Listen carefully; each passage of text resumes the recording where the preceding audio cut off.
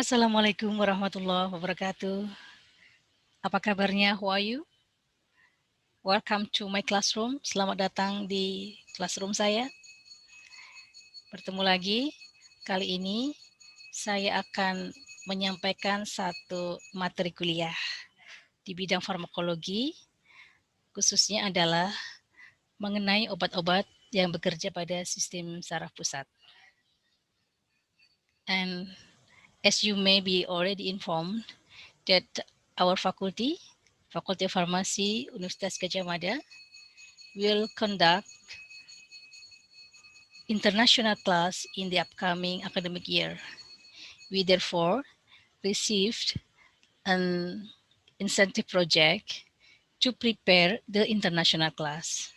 And for this purpose, I would like to deliver my lecture in English.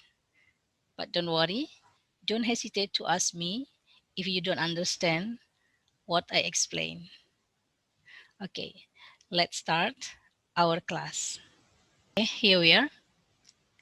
The title of the class today is about drugs for central nervous system. This is the outline of my lecture today. First, I would like to tell you about the component of nervous system, then the transmission of nerves impulse, then neurotransmitter, how about the synaptic transmission, and how about the mechanism of CNS agent, and we will discuss about several classes of drugs like sedative hypnotics, anesthetic, general and local, antidepressant, antipsychotic or neuroleptic, and opioid analgesic. Okay, I will start with reminding you about the nervous system. I'm sure that you already learned this about the nervous system in previous lecture, in anatomy lecture maybe. Yeah, nervous system in human is divided into two. Yeah, first is central nervous system, and the second is the peripheral nervous system. You already learned about the peripheral nervous system also with another lecturer, and with me you will learn about the drugs which act on central nervous system. And central nervous system consists of brain, and spinal cord. And to make it short, I will show you about the component of nerve cell.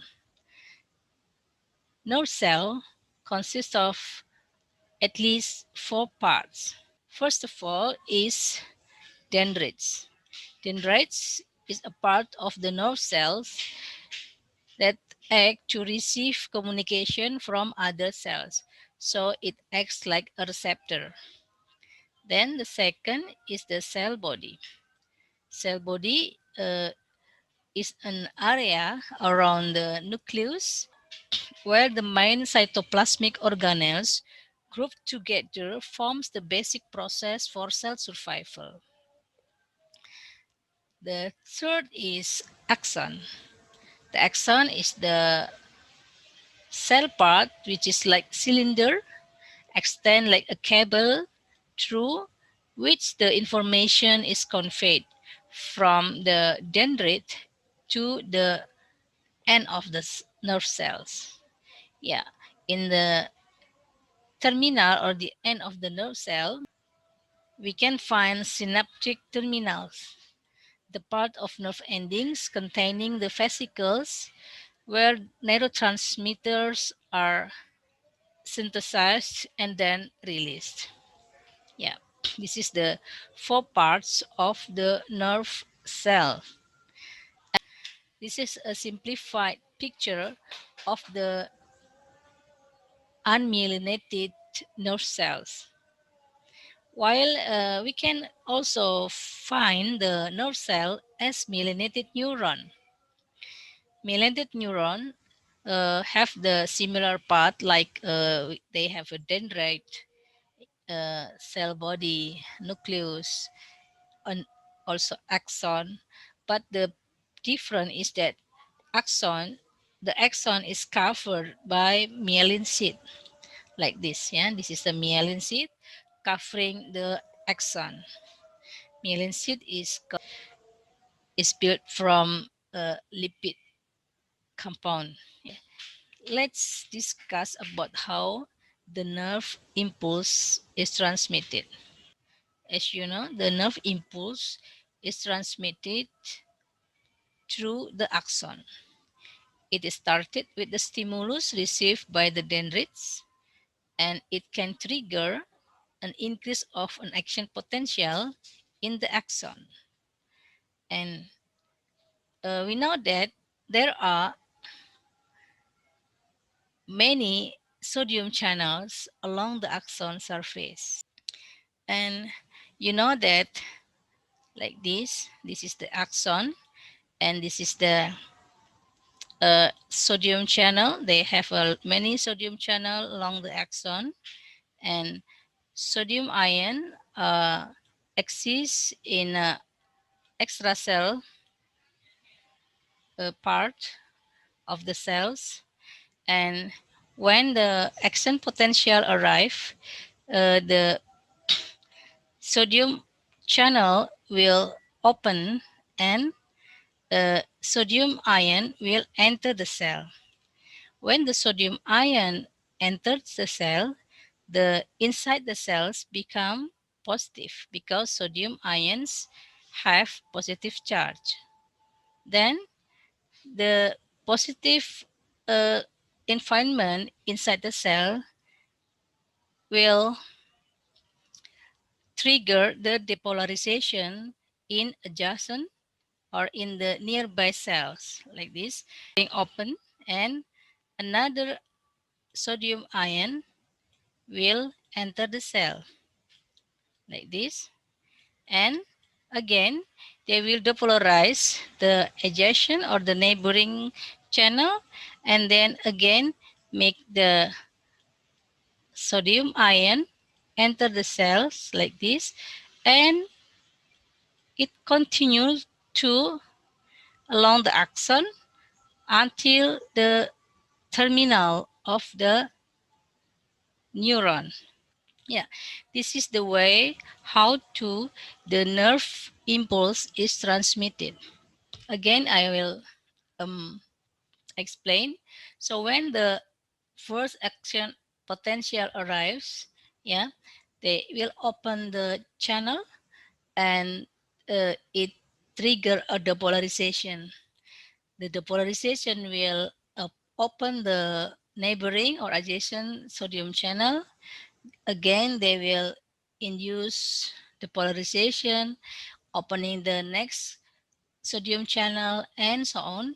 And then nerve impulse transmission occurs along the axon. Yeah, you can imagine when there is a compound that can block, yeah, this channel, like this. So what happened? Yes, that's true, that the transmission is inhibited or blocked. Yeah, so there are several medication that act in sodium channel, that act to inhibit the nerve impulse transmission. For example, like phenytoin, yeah, this is an anti-epileptic drug, because you know the epilepsy is caused by the imbalance between inhibitory transmission and excitatory transmission. When the excitatory transmission is over than the inhibitory, then the convulsion can happen. So when the phenytoin is administered, they can block the sodium channel, like this. So the nerve impulse will be inhibited. In different picture, you can see this is the sodium channels axis along the axon. Yeah. Just to remind you about the several types of voltage gate ion channels. There are at least four major, four important voltage gate channels. There are sodium channel, calcium channel, kalium channel, and also chloride channel. This slide will show you how do neurons send message. As we previously learned that the nerve impulse will be transmitted along the axon and then arrive to the end of the nerve. Yeah, and in the this is called presynaptic neuron, and in the presynaptic neuron there is a calcium channel, voltage gate calcium channel. It is very important because uh, to release the neurotransmitter we need calcium enter the cells. Okay, let's see how. There is calcium channel and also the vesicle containing neurotransmitter in the end of the presynaptic nerve. And when the action potential arrive and reach the presynaptic end, they will depolarize the calcium channel here. The calcium channel will open and the calcium will enter the cells, and it facilitates the fusion of the synaptic vesicle into the membrane. Then they translocate here and they will release neurotransmitters. Yeah. So for the release of neurotransmitter, we need calcium ions. Neurotransmitter then binds to the receptor in postsynaptic neuron. The process is called synaptic transmission, and the synaptic transmission will stop or will finish when the neurotransmitter concentration is reduced or the neurotransmitter is removed or eliminated. Okay, this is the synaptic transmission. Well, next we will learn about the neurotransmitter. Neurotransmitter is very important in central nervous system. It is a chemical substance released by neuron to transmit message between neurons. And it is present at the end of the neuron, and neuron cell must be able to synthesize and store it in the vesicle, synaptic vesicle. And the neurotransmitter can be released at the time of nerve stimulation. Upon the stimulation, a neurotransmitter will be released. The example of the neurotransmitter are acetylcholine, dopamine, norepinephrine, histamine, serotonin, GABA, glutamate, etc. There are many kind of neurotransmitter. And to make it simple, every neurotransmitter have their own role in nervous system. So then if their existence is imbalanced, they will contribute or they will cause the disease or disorder in central nervous system. So to make it short, the central nervous system disease mostly is caused by disturbance in the balance of neurotransmitter function due to various reasons. Here is the role of neurotransmitter in CNS diseases. For example, like acetylcholine, if people are deficient of acetylcholine, they will more risk to get Alzheimer's disease. How about the dopamine?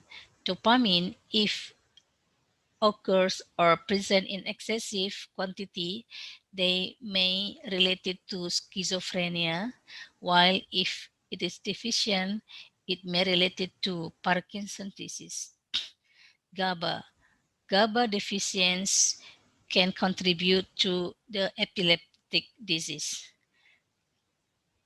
And on the contrary, glutamate is excitatory neurotransmitter. So if it present excessively, it can relate to epilepsy. And also they can trigger the degeneration of nerve cells if the glutamate is excessive.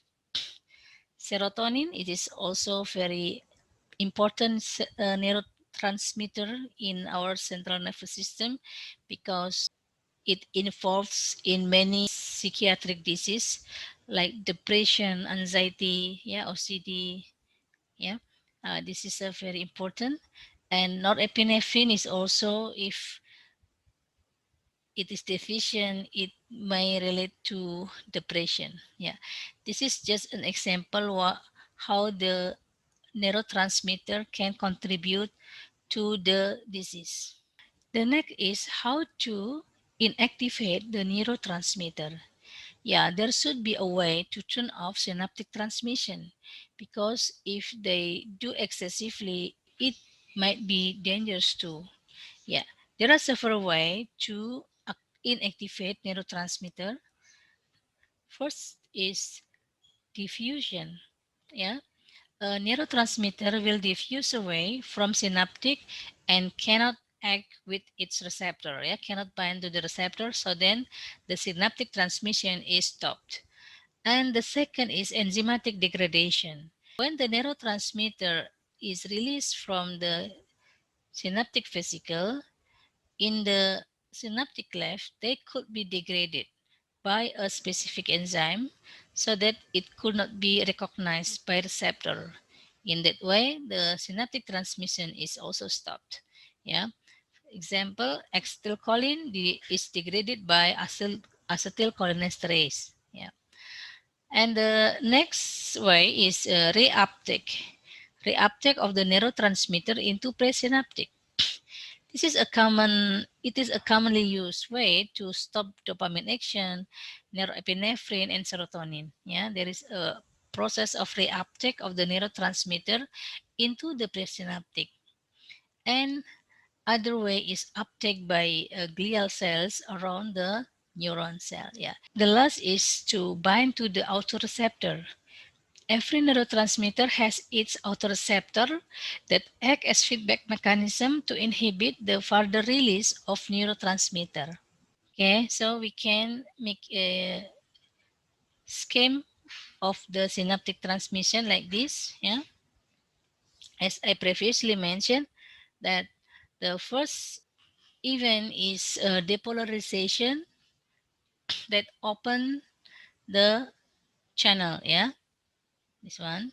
Number one is depolarization that can open calcium channels. Second, calcium influx will trigger release of the neurotransmitter, yeah, from the vesicle. And number three, they can interact with ion channels as receptor and also with GPCR or G protein coupled receptor, yeah, as receptor in postsynaptic. And they can interact with autoreceptor and they can also be reuptake. Yeah, the neurotransmitter can be reuptaken by a transporter.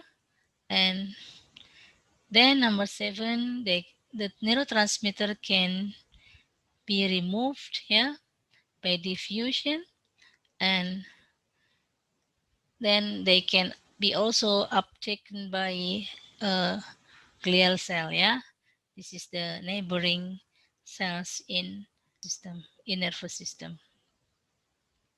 While using the same picture, I would like to summarize the target of drug action in central nervous system. Yeah, there is a several target of drug action in CNS. First, presynaptic action. So the medication or drug can affect the synthesis process, the storage, yeah, the release and the reuptake of neurotransmitter, yeah, number 1, 2, 5, 6, yeah, and then maybe 9, yeah. Drug also can act on postsynaptic that affect the receptor or ion channels on the postsynaptic neuron, yeah, either activate or a blockade of the receptors in postsynaptic, and the action in synaptic cleft here. For example, the degradation of neurotransmitter by specific enzyme. Now we can summarize the multiple sites of CNS agent action. Yeah. So the drug can effect on conduction, yeah, the nerve impulse conduction in along the axon, like I previously mentioned about the phenytoin that can block the sodium channel. So it means that they can block or they can modulate the conduction of nerve, yeah, nerve impulse. And then drug also can affect the synthesis of the storage or the metabolism of neurotransmitter inside the presynaptic neuron. Yeah, and also drug can act as inhibitor or enhancer or stimulator for the release, yeah, of the neurotransmitter. And also drug can act and in degradation of neurotransmitter and in reuptake, and also in the binding of the neurotransmitter to receptor in postsynaptic neuron. Yeah, okay. So, okay, we finish our first part of the lecture about the principle of drug acting on CNS. Okay, let's move to next part. We will learn about the several classes of drugs acting on CNS.